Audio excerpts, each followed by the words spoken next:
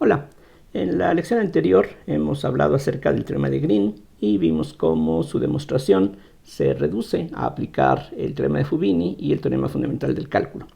El teorema de Green, en su forma simple, lo que afirma es básicamente lo siguiente. Si nos fijamos en el plano cartesiano XY y consideramos en este plano alguna región simple como la que aquí aparece en la figura, ya veíamos que para el caso de regiones más complicadas lo que podemos hacer es cortarla, dividirla en varias según convenga, para que cada una de ellas separadamente tenga esta forma sencilla. Entonces, con esta región hay asociada una cierta frontera que es una trayectoria que vamos a recorrer en el sentido que se define como positivo, el cual consiste en que cuando vamos avanzando en este sentido sobre la curva frontera, la región R siempre tiene que quedar a mano izquierda. El teorema de Green afirma que la integral cerrada sobre esta curva de una expresión m de x más n de y, es decir, cualquier forma diferencial.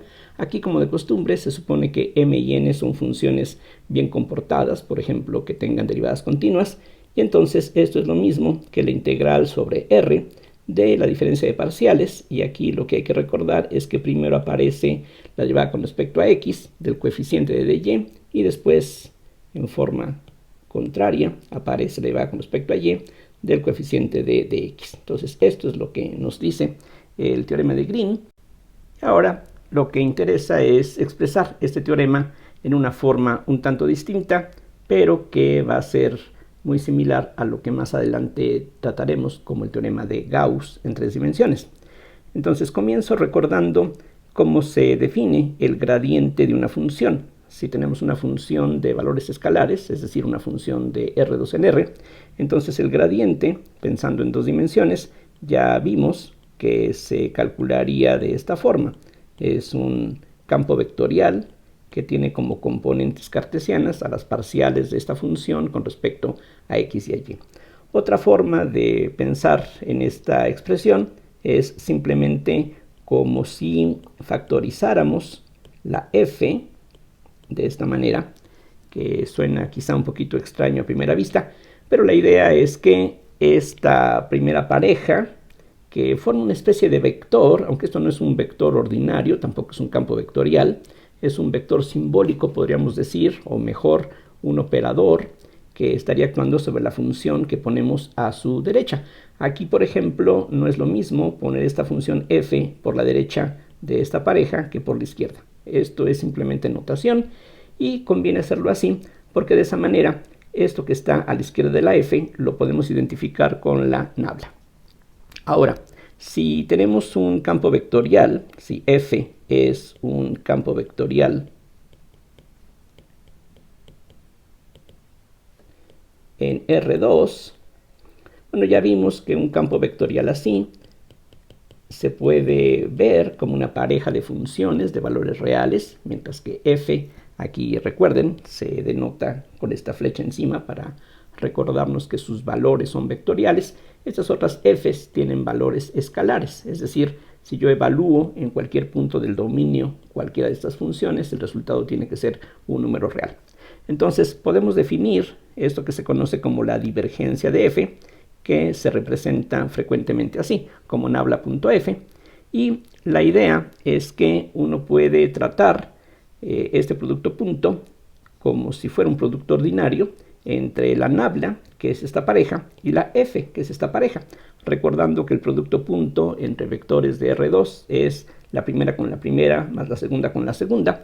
Eso significaría en este caso la parcial de f1 con respecto a x más la parcial de f2 con respecto a y. Por supuesto que esta definición puede sonar muy arbitraria y uno se podría preguntar qué tanto derecho o qué tanto sentido tenemos en definir una cosa como esta.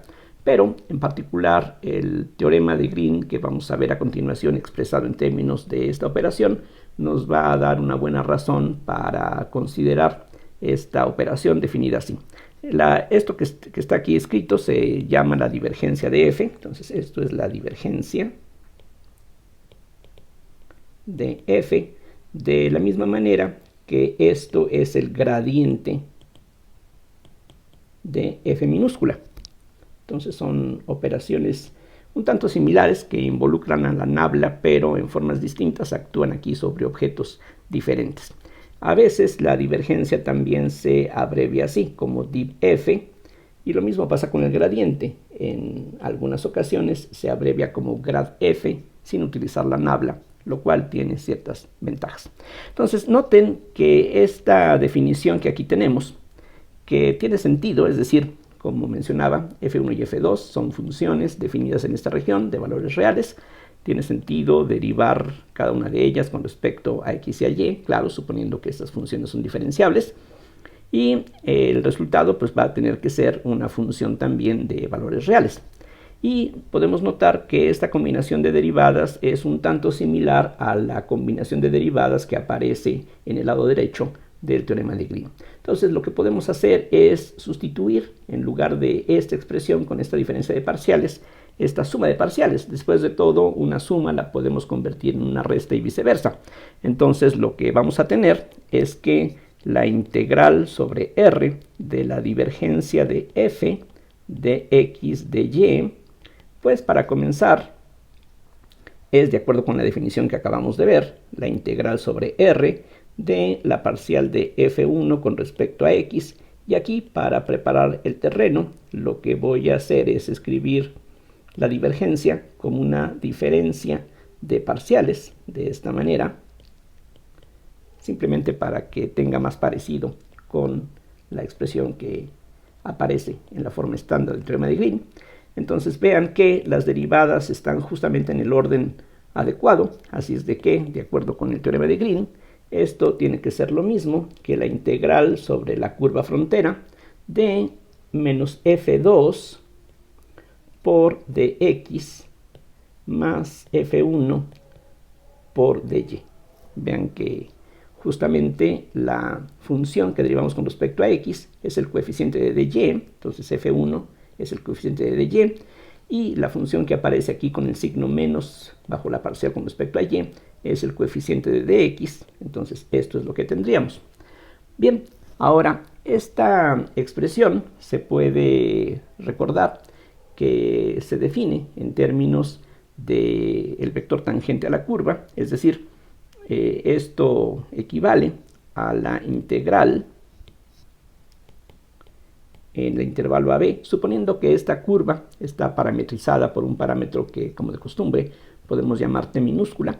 Entonces, recuerden, un símbolo como este, lo que en realidad representa es esto otro, sería menos la función f2 evaluada en los puntos de la curva por dx en dt más la función f1 evaluada en los puntos de la curva por dy en dt. Se supone que esta curva la tendríamos que parametrizar. Aquí precisamente x y y en los puntos de la curva tendrían que estar dados en función de algún parámetro. Y finalmente todo esto se integra sobre ese parámetro, sobre el intervalo AB que corresponda a la curva cerrada que aquí aparece. Entonces esto se puede ahora expresar de otra manera conveniente, es decir, hasta aquí pues no hay nada malo con lo que tenemos, pero lo que no se ve muy agradable es el hecho de que las componentes de f aparezcan en este orden y además con este signo. En lugar de que tengamos f1, f2, aquí tenemos menos f2, f1, cosa que se puede arreglar, por supuesto. Esto es lo mismo que la integral de a a b del campo vectorial f evaluado en los puntos de la curva en producto punto con la derivada de y con respecto a t, menos la derivada de x con respecto a t de t. Entonces vean que esto es correcto porque f tiene estas componentes y otra vez el producto punto es primera componente con primera más segunda con segunda. Entonces vamos a tener la f1 por la primera componente de este vector que es de y en dt, y después a eso hay que sumarle la segunda componente de la f con la segunda componente de este vector, y de ahí sale este menos de x en dt. El detalle es ahora esto qué cosa representa, es decir, nosotros sabemos que si se tiene una curva como la que aparece en el dibujo arriba, su vector tangente se construye precisamente con las derivadas de las coordenadas x y y en función del parámetro t. Y lo que tenemos aquí no es exactamente este mismo vector. Bueno, no es exactamente ese mismo vector, pero es un vector perpendicular a este. Vean que si multiplicamos la primera componente de este vector con la primera de aquí, más la segunda por la segunda, el resultado es 0. Entonces, esto que está aquí es un vector perpendicular a este otro. Y de hecho, si estamos recorriendo la frontera de la región R en el sentido positivo, esto que está aquí es un vector normal a la curva frontera de R que apunta siempre hacia afuera. Y eso lo podemos ver fácilmente con el siguiente diagrama. Si, por ejemplo, pensamos aquí en el plano XY nuevamente, y ahora consideramos algún vector, por ejemplo el vector A, B en forma general, o bueno, llamémosle de otra manera para evitar confusiones. Aquí ya A y B los estoy utilizando como es costumbre para los extremos del intervalo en donde está definido este parámetro. Aquí pensemos en cualquier otro par de números reales, por ejemplo C y D. Entonces, como es costumbre, C correspondería a la componente horizontal, D a la componente vertical. Y ahora nos fijamos en un vector construido de esta manera. Lo que me interesa es que esta componente horizontal ahora sea la componente vertical hacia abajo, y lo que aquí era la componente vertical ahora lo voy a tomar como la componente horizontal. Aquí claramente del dibujo se ve que las componentes de este vector o las coordenadas de este punto serían, en este caso, d, menos c. Efectivamente, estos dos vectores, este que está aquí y este que está aquí, son perpendiculares entre sí. Vean que al multiplicar primera con primera más segunda con segunda, el resultado es 0. Además, estos dos vectores son de la misma longitud. Quizá en el dibujo no se ve perfectamente, y por el teorema de Pitágoras se puede ver que así tiene que ser. Como los catetos aquí son C y D y aquí también son C y D, estos dos vectores tienen que tener la misma norma. Por lo tanto, este vector son de la misma longitud, y precisamente este que se encuentra aquí dentro de la integral es igual a este vector rotado hacia la derecha, vamos a decir, 90 grados. Vean que al hacer esta rotación, la primera entrada se convierte en menos la segunda y la segunda en la primera. Aquí precisamente si tengo este vector, ahora regreso al dibujo que teníamos al principio de la lección. Entonces tenemos la región R, tenemos el vector tangente a la curva recuerden, la curva frontera se recorre de esa manera. Entonces las componentes de este vector aquí están dadas, y justamente si rotamos ese vector 90 grados, lo que vamos a obtener es un vector de la misma longitud que el original, pero rotado en ese sentido precisamente. Vean que la primera entrada se convierte en la segunda con signo menos, mientras que la segunda entrada se convierte en la primera, la segunda se convierte en la primera. Entonces, este vector que parecía extraño por el hecho de que hay un signo menos y que aquí las variables aparecen no en el orden XY, sino YX, bueno, esto precisamente corresponde a este vector que exactamente qué longitud tenga, pues se relaciona con la longitud de arco. Es decir, recordemos que la magnitud de C', aquí lo escribo de esta forma. En las primeras lecciones habíamos visto cómo calcular la longitud de una curva, y justamente habíamos encontrado que la norma del vector velocidad nos permite calcular la longitud de la curva medida justamente a lo largo de la curva. Entonces, tanto la magnitud de este vector como de este tienen que ver con la longitud de arco a lo largo de la curva, cosa que vamos a usar a continuación. Entonces, regresando al cálculo original, aquí lo dejo a la vista. Lo que tendríamos es que la integral sobre R de la divergencia de F sería lo mismo que la integral de A a B del campo vectorial F evaluado en los puntos de la curva. Aquí recuerden, La f lo estamos evaluando en los puntos de la curva nada más, es lo único que aquí interesa. Y ahora vamos a escribir lo que teníamos previamente de esta manera, como dy en dt, menos dx en dt, y vamos a dividir entre la norma del vector velocidad de esta manera. Aquí pues habría que suponer que la curva es regular para que esta longitud no sea 0, lo cual pues ya sabemos que no es mayor problema. Si la curva original no es regular, pues la podemos ir partiendo en segmentos que sí sean regulares, o podemos simplemente parametrizar la curva adecuadamente para que esto no sea 0. Pero, como decía, la norma de este vector es lo mismo que la norma de este vector, son iguales en magnitud, nada más apuntan en direcciones que forman un ángulo recto. Entonces, este cociente es un vector unitario, estamos dividiendo un vector entre su norma, y ese vector unitario se le suele representar con la letra n por normal, mientras que la velocidad es tangente a la curva, este vector es normal a la curva en ese sentido.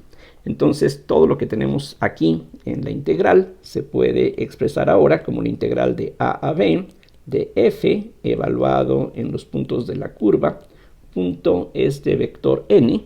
Aquí hay que tener en cuenta que este vector n es un vector unitario, pero su dirección va a ir cambiando a medida que vayamos avanzando la curva.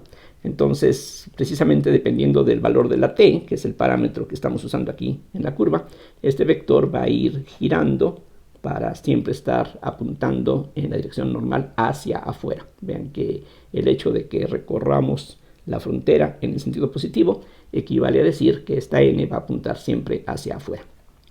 Este producto que aparece aquí a la derecha, que todavía no he escrito, de aquí lo podemos obtener. No es otra cosa más que ds, la diferencial de la longitud de arco, y esto se puede simplemente indicar de esta manera como f.n ds. Otra vez, como en la definición de la integral de línea, de hecho, esta es una integral de línea, y que pues simplemente expresamos de esta manera. Esto es una forma abreviada de lo que aparece en una forma un poquito más explícita aquí a la izquierda, o mucho más explícita aquí arriba. Entonces, lo que estamos demostrando es que el teorema de Green se puede enunciar de esta forma muy simple. El resultado es este, que la integral doble sobre una región simple de la divergencia de f de x de y es lo mismo que la integral sobre la curva cerrada. Aquí vean que en ocasiones uno pone este símbolo para indicar una integral cerrada, en otras ocasiones no es problema. Esto simplemente es para enfatizar que estamos hablando de una curva cerrada, pero no es algo indispensable. Entonces, el resultado se puede expresar de esta forma muy simple, que hasta cierto punto podríamos decir que es más fácil de recordar que la fórmula original que teníamos para el teorema de Green. Una ventaja, entre comillas, de este resultado es que, como veremos más adelante en este curso, hay una versión que se puede expresar de la manera muy similar a esta para superficies y regiones en 3 dimensiones, que se conoce como el teorema de Gauss, y ya más adelante estaremos hablando de eso.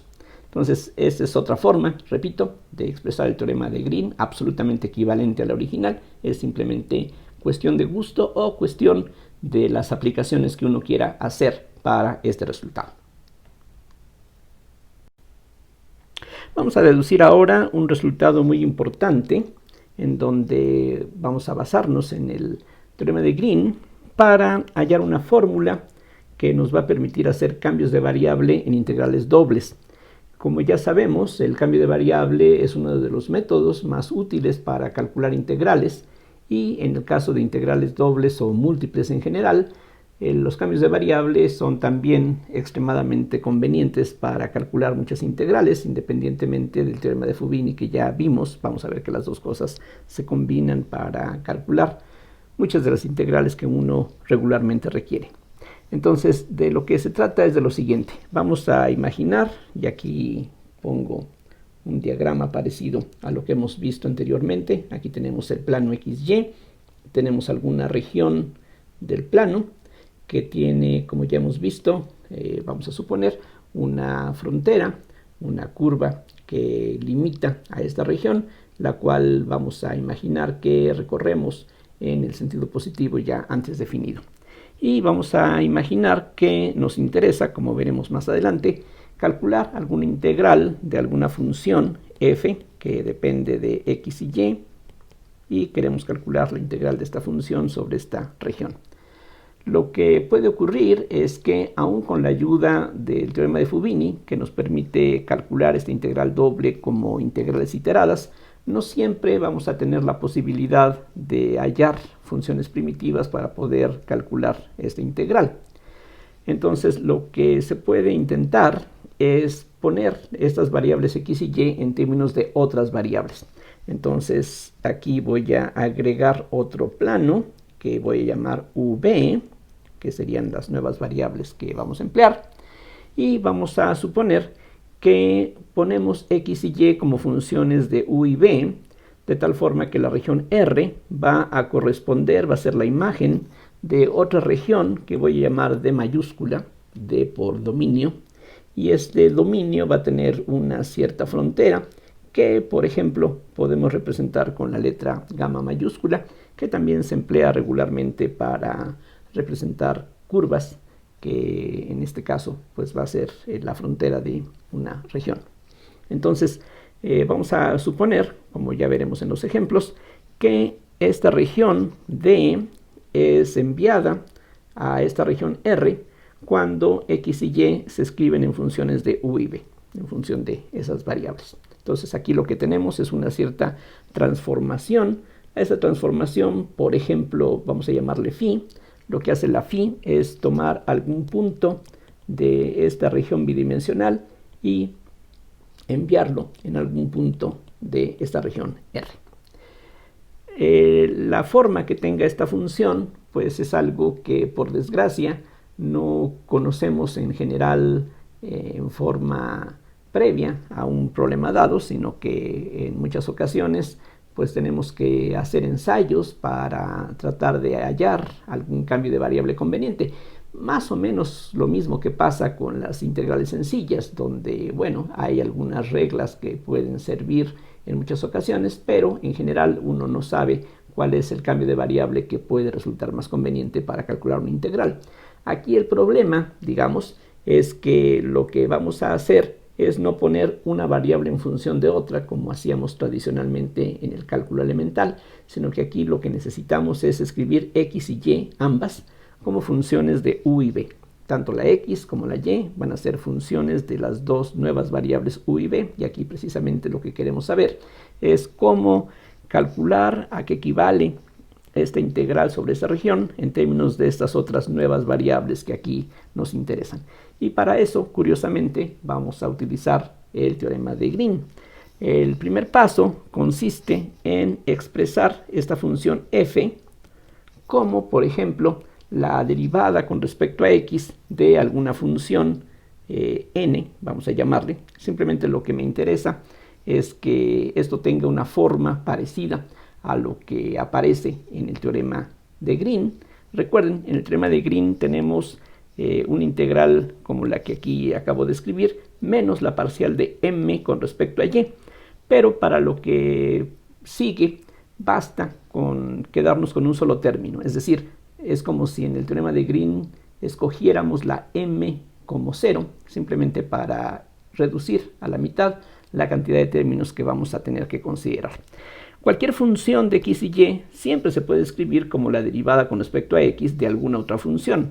Piensen en cualquier ejemplo sencillo en donde tengamos una función dada de x y pues en todos esos ejemplos sencillos probablemente podamos encontrar alguna función que nos reproduzca esta f que aquí tenemos. Por ejemplo, si la f fuera, por decir algo, x cuadrada por el seno de y, pues no es difícil darnos cuenta de que esto se puede escribir. Aquí quizá el ejemplo es demasiado simple. Esto es la derivada con respecto a x de x cúbica sobre 3 por el seno de y. Efectivamente, al derivar parcialmente con respecto a x, esto se trata como una constante. La derivada de x cúbica sobre 3 nos da x cuadrada. Y bueno, esto es algo que podemos hacer. En muchos casos quizá no vamos a ser capaces de hallar una primitiva, pero aquí el punto importante no es si podemos hacerlo, sino más bien si en principio existe alguna función n que cumpla esta relación. Entonces el punto es que si esta función es, por ejemplo, una función continua, pues siempre vamos a poder encontrar una función que cumpla esta relación, aunque no seamos capaces de hallar una expresión analítica para ella. Aquí lo que me interesa es nada más que en principio eso sea posible. Entonces, aquí de hecho esta n va a desaparecer al final de todo este procedimiento. Aquí nada más es una función auxiliar, así es de que todo este punto no es tan importante. Entonces lo que quiero es que, dada cualquier función f bien comportada, esa función la puedo escribir de esta manera, y entonces aquí siguen apareciendo dx y dy, y de acuerdo con el teorema de Green, esto es lo mismo que la integral sobre c, que es la frontera de r, de la forma diferencial n de y. Aquí, como dije, estoy tomando m igual a 0, simplemente para hacer las cosas lo más sencillo posible. Entonces, lo que puedo hacer, bueno, aquí simplemente para recalcar lo que esto significa, recuerden, esta n es una función que depende de x y aquí y, finalmente, como estamos integrando sobre una curva, se va a tener que expresar también en términos del parámetro de la curva. Ahora, lo que vamos a suponer es que esta frontera, gamma, va a dar a esta frontera c, es decir, esta phi, como dije antes, es una función que nos lleva de este dominio a esta región y que al aplicar la phi a los puntos del borde, vamos a suponer que nos lleva al borde que aquí tenemos. Eso quiere decir entonces que los puntos de la curva c de t se van a poder expresar como la imagen de los puntos de la curva gamma de t. Es decir, aquí en alguna parte tendríamos el intervalo en el que esta curva gamma está definida. Entonces cada punto de este intervalo va a tener una cierta imagen. Esa imagen va a tener a su vez una imagen bajo phi que nos va a dar un punto de la curva c. Entonces esa es la idea que aquí vamos a aplicar. Ya enseguida y más adelante vamos a ver algunos ejemplos de cómo funciona esto de manera concreta. De acuerdo con la definición de la integral de línea, esto sería lo mismo que evaluar la función n en los puntos de la curva. Lo podemos escribir de esta manera.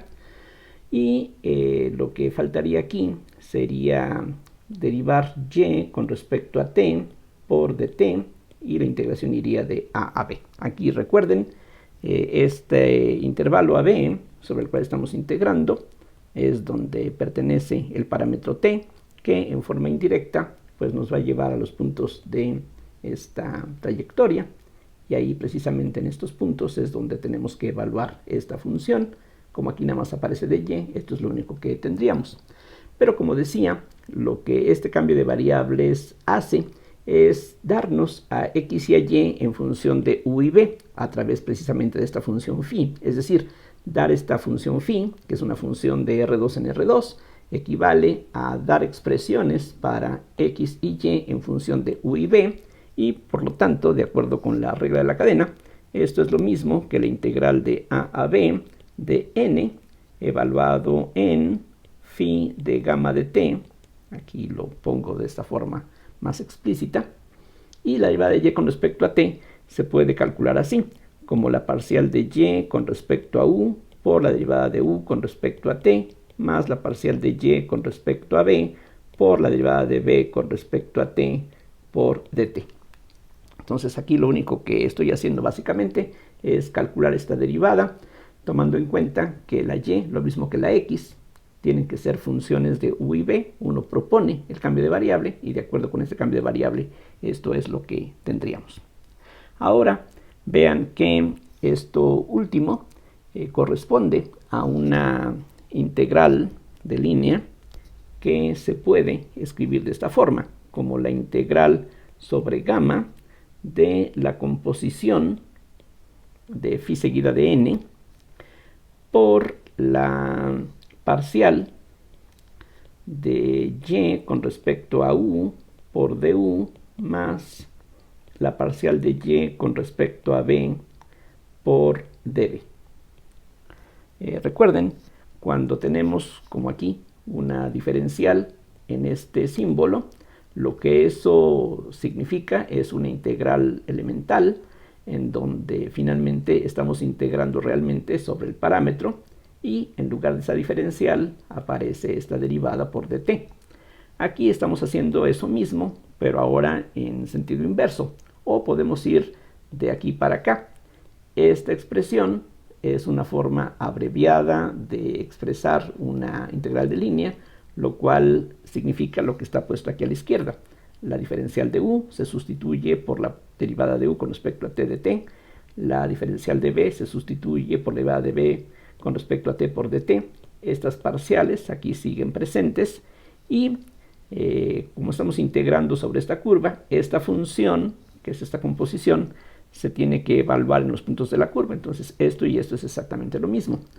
Noten que esta composición ahora ya no estaría definida en esta región, sino en este dominio, porque al hacer la composición de phi seguida de n, lo que hace la función phi es llevarnos de estos puntos para acá, y aquí en esta nueva región es donde la n está definida y tiene valores reales. Esta composición finalmente sería una función que va de R2 en los reales, exactamente como teníamos en un principio, excepto que ahora estamos integrando no sobre la curva C, sino sobre la curva gamma. Y ahora, como tenemos aquí una expresión de la misma forma que aparece en el teorema de Green, podemos aplicarlo. Ahorita lo van a ver exactamente cómo funciona esto. Esto se puede escribir de esta otra manera, como la integral sobre gamma, que también es una curva cerrada, de la composición n, phi seguida de n, por la parcial de y con respecto a u, que va a ser conveniente abreviar de esta forma como y sub u, para que no se complique mucho la escritura, por la diferencial de u, más la composición de phi seguida de n, por y sub b, que es la parcial de y con respecto a b, por db. Entonces, vean que esto que aquí tenemos tiene la forma de una integral. Aquí voy a regresar a la expresión que teníamos originalmente para el teorema de Green. Entonces, lo que dice el teorema de Green es esto. Aquí aparece, recuerden, la derivada con respecto a x primero de la n, menos la parcial de m con respecto a y de x de y. Entonces, lo que vamos a hacer es aplicar esta fórmula para esta integral, pero noten que ahora la integración y las variables corresponden al diagrama que tenemos a la izquierda. Entonces, esto que está aquí tiene que ver con esta región, con esta curva, con estas variables. No hay problema, simplemente lo que tenemos que hacer es adoptar pues los cambios correspondientes. Esta u está en el lugar de la x, la u está en el lugar de la x, la b está en el lugar de la y, etc. Entonces, de acuerdo con este resultado, podemos escribir esto como la integral sobre d, porque la d es la región encerrada por gamma, y lo que quedaría sería la derivada con respecto a x, que ahora sería la derivada con respecto a u, del coeficiente de la db, o sea, la composición de phi seguida de n por y sub b. A eso hay que restarle la derivada con respecto a b del otro coeficiente, que es esta composición por y sub u. Entonces, eso es lo que ahora tendríamos que integrar sobre las variables u y b, ya no x y y, sino ahora u y b. Lo que sigue ahora es desarrollar las derivadas que están aquí indicadas para comenzar, y entonces lo que se tiene, simplemente por la regla de Leibniz, es que esto es la integral sobre d de la primera, que sería esta composición, por la derivada de la segunda, que se expresa así, más la derivada de la primera, que también, para simplificar la notación, voy a escribirla de esta manera, por la segunda, a eso hay que restarle la primera nuevamente, por la derivada de la segunda, que nos da y u b, el signo menos afecta a todo, entonces tendríamos menos la derivada de la composición con respecto a b por y sub u, y todo esto en principio hay que integrarlo sobre u y b, sobre esta región de mayúscula. Pero ahora lo que podemos ver es que, suponiendo como es común que las derivadas parciales conmutan, podemos darnos cuenta que se va a cancelar este término con este. Vean que la única diferencia es en el orden de las derivadas, pero basta con que las primeras derivadas sean continuas para que las segundas parciales conmuten, así es de que ya de esa manera nos deshacemos de la mitad de los términos. Para las derivadas que quedan aquí, como son derivadas de composiciones, lo que podemos hacer es utilizar nuevamente la regla de la cadena. Recuerden que para funciones de reales en reales tenemos la regla de la cadena que se expresa así. Este es un caso muy particular, pero nos sirve para recordar cómo trabaja la fórmula de la regla de la cadena. Para el caso, decía, en que f y g son funciones de R en R, la derivada de la composición es la derivada de f evaluada en g de x por la derivada de g evaluada en x. Es decir, la derivada de la composición es un producto de derivadas, pero evaluadas en puntos diferentes. Entonces, básicamente es lo mismo que va a ocurrir aquí. La diferencia es que no estamos hablando aquí de funciones de R en R, sino que estamos hablando de funciones, en un caso, que van de R2 en R, y en otro caso que van de R2 en R2. De cualquier manera, la derivada de esta composición se va a poder expresar de la siguiente forma. Sería la parcial de n con respecto a x por la derivada de x con respecto a u más la derivada de n con respecto a y por la derivada de y con respecto a u. Esto que aquí escribo corresponde a esta derivada de esta composición. Y siendo más precisos, aquí debería, en este punto, aparecer la composición de la phi seguida de esta parcial, y lo mismo aquí. Pero, para no complicar la notación, voy a dejarlo de esta forma pues un poquito más pues simple, para que la escritura sea pues algo más fácil de lograr. Entonces, esta derivada, aquí ya está escrita, eso está multiplicado por la parcial de y. Aquí simplemente para que haya uniformidad la escribo de esta manera. Y algo enteramente similar habría que ser aquí. Entonces tengo que derivar con respecto a b esta composición. Entonces nuevamente por la regla de la cadena, eso significa la derivada de n con respecto a x por la parcial de x, en este caso con respecto a b, más la parcial de n con respecto a y por la derivada de y con respecto a b, todo eso que está multiplicado por la parcial de y con respecto a u, y finalmente eso está integrado sobre u y b. Todo esto se ve un tanto largo y complicado, no demasiado. Vean que el cálculo comenzó aquí arriba, es decir, no es muy largo lo que estamos haciendo, pero aquí lo bueno es que hay que hacerlo una vez para convencerse de el resultado que vamos a encontrar enseguida. Entonces, lo que ahora podemos ver es que hay aquí una ligera cancelación. Otra vez la mitad de los términos de hecho desaparece. Vean ustedes que este término con este término se cancelan. En ambos aparece la derivada de n con respecto a y por las derivadas de y con respecto a u y de y con respecto a b, y con respecto a u, y con respecto a b. Así es de que, afortunadamente, lo que nos queda solamente involucra dos términos, y eso se puede escribir de esta manera. Vamos a tener como factor común la parcial de n con respecto a x, que multiplica a la parcial de x con respecto a u por la parcial de y con respecto a b, menos la parcial de x con respecto a b por la parcial de y con respecto a u. Vean que eso es todo lo que tenemos. Y todo eso está multiplicado por du y db. Pero ahora hay que recordar que esta n, como dije en un principio, es nada más una función auxiliar. La n la introdujimos para poder utilizar el teorema de Green, pero la n simplemente se introdujo para representar de una manera conveniente esta f. La parcial de n con respecto a x es la f, entonces puedo regresar a esa forma original. Así es de que esto que aquí tenemos es la integral sobre d de la f, que en principio dependía de x y y, solamente que ahora, como decía antes, aquí esa x y esa y estarían en función de u y b.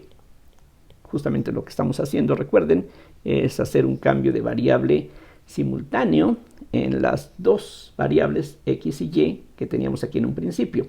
Como mencionaba antes, en estas derivadas, aquí tendría que aparecer la phi compuesta con las derivadas, y eso equivale a que, pues precisamente, x y y se expresen en función de u y b. Aquí ya regreso a un poquito más de formalidad para que se vea claramente de qué estamos hablando. Esto que está aquí escrito se puede reconocer como un determinante. De hecho, se puede escribir así, como la parcial de x con respecto a u, parcial de x con respecto a b, parcial de y con respecto a u, parcial de y con respecto a b. Vean que si desarrollamos este determinante, justamente eso es lo que aquí aparece. Y esto es lo que se llama un determinante jacobiano. Así es de que ese es el resultado aquí importantísimo.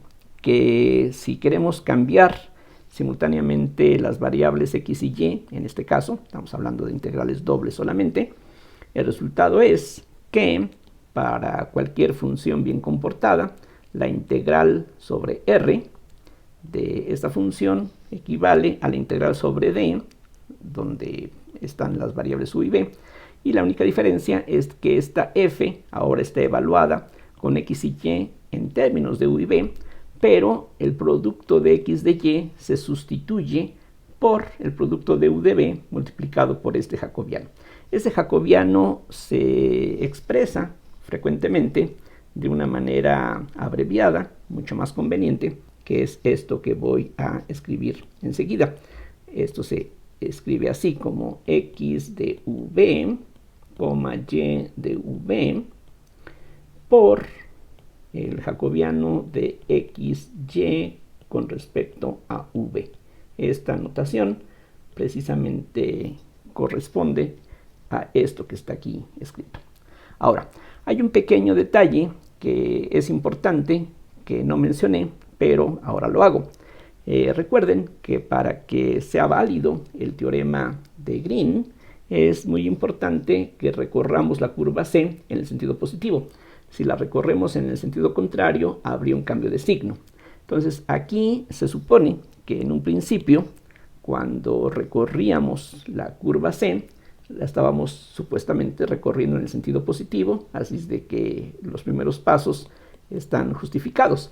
Pero cuando cambiamos la integral sobre gamma por una integral sobre d, sería necesario que también se cumpliera la misma condición de que la curva o la trayectoria gamma la recorramos en el sentido positivo.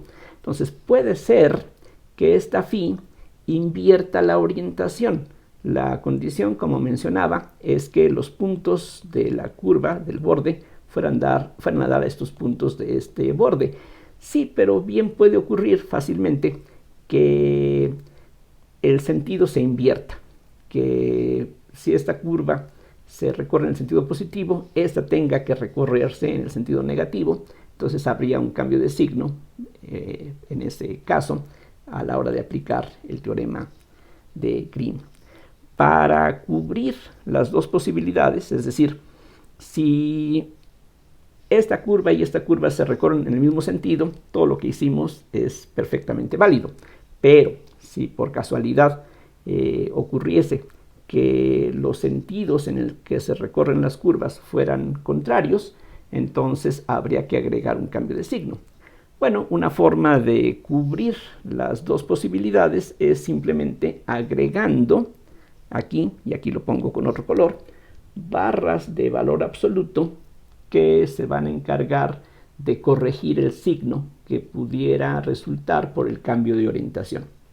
Al tomar el valor absoluto, bueno, si de por sí este jacobiano era positivo, eso va a significar que la orientación del borde no ha cambiado, entonces ahí no hay ninguna diferencia, las barras se pueden quitar sin problema, pero si hubiera un cambio en el sentido en el que se recorre el borde, entonces ya con estas barras de valor absoluto vamos a cambiar el signo y entonces vamos a tener una coincidencia con lo que aquí estamos calculando. Entonces esa es la fórmula y lo que vamos a hacer en los siguientes 3 minutos o algo así es ver un ejemplo de cómo se aplica todo esto en un caso específico, simplemente para no terminar la lección sin ver un ejemplo de cómo trabaja todo esto en casos concretos.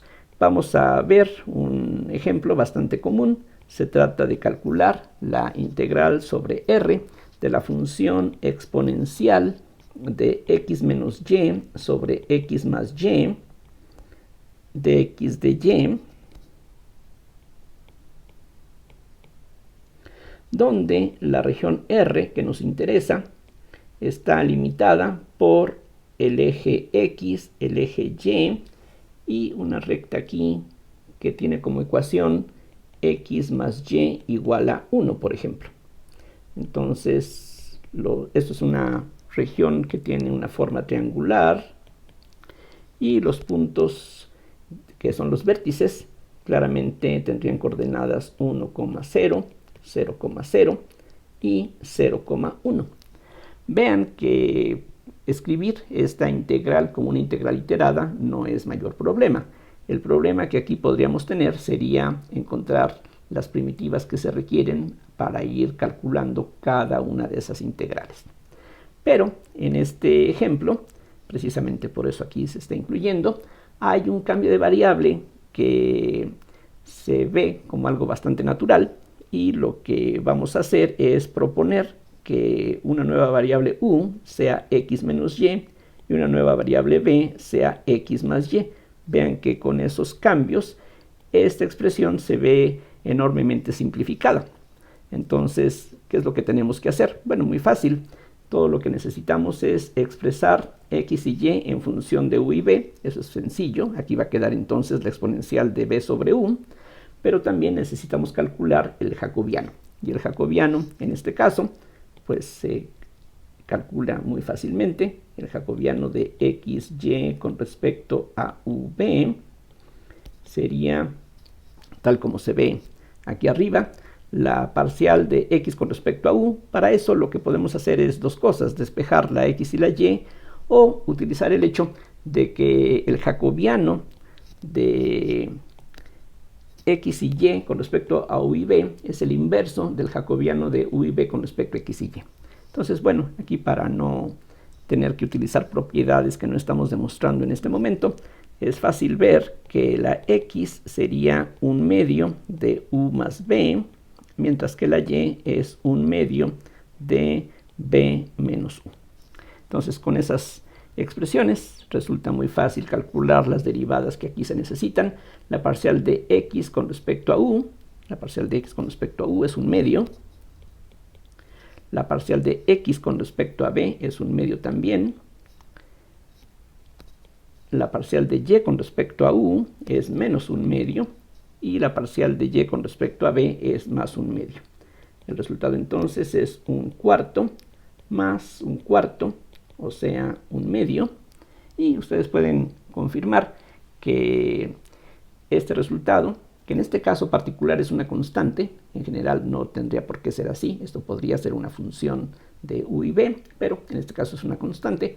Ustedes pueden ver que esta constante es el inverso del jacobiano que se construye derivando u y b con respecto a x y a y. Entonces ya tenemos básicamente lo que se necesita. Lo único que falta es identificar cuál sería el dominio correspondiente en términos de las nuevas variables. Es decir, aquí en este caso, esta sería la región R, esta sería su frontera, recorrida en el sentido positivo, y lo que tenemos que hacer es identificar en las variables u y b todo esto a qué corresponde. Lo cual, en este ejemplo muy simple, también resulta muy sencillo. Vean ustedes que esta curva que tenemos aquí abajo tiene como ecuación y igual a 0, pero y igual a 0 significa, como se puede ver de esta ecuación, que u y b son iguales. Entonces esa línea corresponde a u y b iguales, que es una recta aquí a 45 grados, u igual a b. Similarmente, se puede ver que esta otra frontera de la región R corresponde a x igual a 0, pero x igual a 0 significa u igual a menos b, y eso gráficamente corresponde a una recta con pendiente menos 1, algo más o menos como eso. Y entonces esto tiene como ecuación u igual a menos b. Y finalmente, la otra parte que se necesita para determinar el borde de esta región tiene como ecuación precisamente x más y igual a 1, tal como aparece ya previamente. Entonces aquí tenemos x más y igual a 1, pero x más y igual a 1 significa, de acuerdo con esto, que b es igual a 1. Entonces b igual a 1 quiere decir esto que aquí les presento, algo así. Bueno, se ve bastante mal la figura, pero la podemos remediar. Aquí, como de costumbre, no es necesaria mucha precisión. Mientras mejor se haga la figura, pues eso puede ayudar, pero no es algo del todo indispensable. Entonces, esta región es la que va a corresponder a la región R que está dada allá arriba. En este caso muy particular, debido a que esta relación es lineal, pues tenemos algo tan simple entre una figura y otra, están conectadas de esta forma extremadamente sencilla. El hecho de que este jacobiano resulte ser algo positivo quiere decir que la orientación no se va a cambiar. De hecho, se puede ver que esta línea que tenemos aquí, bueno, por ejemplo, este punto, el 0,0, si ponemos x y y igual a 0, eso corresponde a 0, 0. Entonces, este punto de aquí corresponde justamente a el vértice, nuevamente en el origen.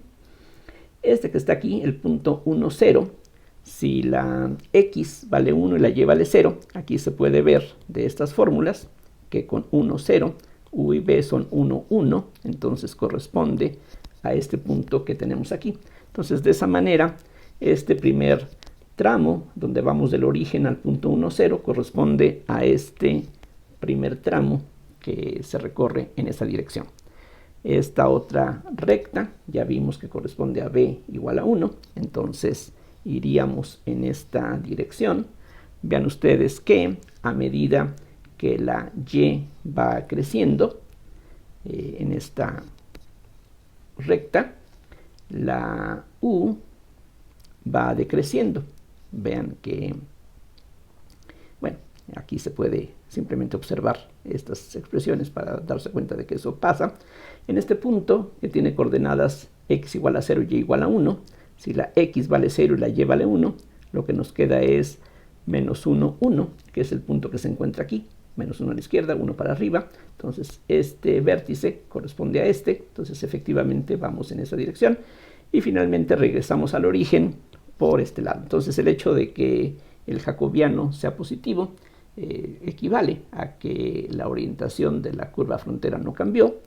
Y ya para terminar, pues lo que tenemos que hacer es calcular la integral sobre esta región D de la función, que ahora queda mucho más simple. En lugar de x y y, sustituimos lo que corresponde, o sea, u sobre b, por el jacobiano. Vean que aquí hay una regla que nos puede ayudar para saber dónde va cada cosa. Vean ustedes que aquí aparecen u y b arriba, y aquí tienen que aparecer u y b abajo. Aquí hay una especie de cancelación, quedando x y y de la misma forma que teníamos en un inicio. Vean que en la integral original aparecían x y y arriba. Entonces, justamente esa es la combinación que aquí necesitamos. Entonces, eso puede servirnos como regla para recordar qué variables van en qué lugar.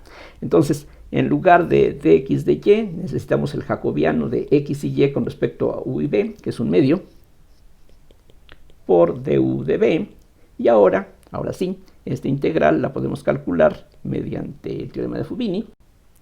Y aquí lo conveniente es dejar la integral sobre b para el final. La b, vean ustedes, va de 0 a 1. Y para cada valor de b, entre 0 y 1, la u va de menos b a más b. U igual a menos b es esta recta, u igual a b es esta recta. Entonces, esos son los límites que aquí necesitamos, de menos b a más b. Y la función que tenemos es e a la u sobre b. Entonces, esto es lo mismo que la integral, un medio de la integral de 0 a 1 sobre b. Una primitiva de esta función claramente es b por e a la u sobre b, lo cual se puede confirmar fácilmente. Si derivamos esto con respecto a u, lo que nos va a quedar es la misma exponencial que aquí está, por la idea del exponente con respecto a u. Entonces eso nos da 1 sobre b, que aquí se cancela. Y de acuerdo con el teorema fundamental del cálculo, esto habría que evaluarlo entre u igual a menos b y u igual a más b. Y eso ahora es lo mismo que un medio de la integral de 0 a 1 de b de b. En el límite superior, cuando la u vale b, esto queda simplemente e a la 1, o sea, e. Y a eso hay que restarle e a la menos 1, que es el resultado de sustituir u igual a menos b. Vean que eso es lo que aquí tenemos. Esto es una constante, así es de que puede sacarse de la integral. Entonces quedaría un medio de e menos 1 sobre e. Y esta otra integral de b, otra vez por el teorema fundamental del cálculo, se puede escribir en términos de b cuadrada sobre 2, que hay que evaluar entre 0 y 1. Y claramente esto nos da un cuarto de e menos 1 sobre e. Y ahí termina el cálculo que necesitábamos. Vean ustedes que si hubiéramos tratado de calcular esta integral utilizando el teorema de Fubini, bueno, los límites de integración no es nada difícil, es algo muy similar a lo que teníamos aquí, pero las funciones definitivamente no nos ayudan como para poder encontrar tan fácilmente como en este otro procedimiento las primitivas. Entonces, bueno, este es un primer ejemplo. Ya estaremos viendo en la siguiente lección algunos otros ejemplos. Aquí la parte quizá más complicada pues es adivinar, esa sería casi la palabra adecuada, qué cambios en plural de variables son convenientes, lo cual, como dije antes, pues no obedece a alguna regla general. Entonces tenemos que pues basarnos en la experiencia o estar haciendo pues ensayos hasta encontrar algo que resulte útil. Bien, entonces con eso terminamos la lección, un poquito larga, pero bueno, espero que todo haya quedado claro. Gracias por su atención y hasta la siguiente.